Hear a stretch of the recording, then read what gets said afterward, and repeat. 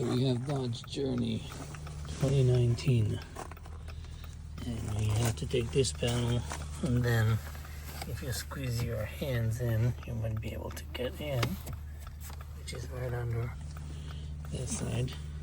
Some people take this out and shove their hands. I don't know if they can, but I was able to make some light.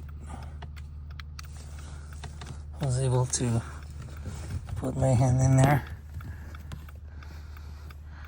and put the bypass cable right there and get the code.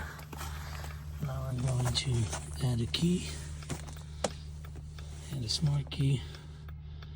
Hazard lights on, switch off,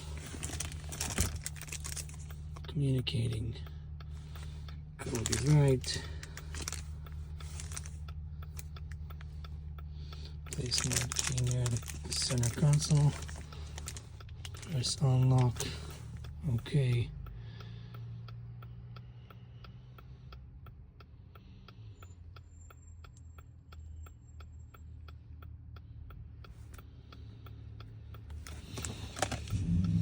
Let's try it again. Okay, battery is gone on this one. Okay, programming success. Battery was gone, but now it's working good. See.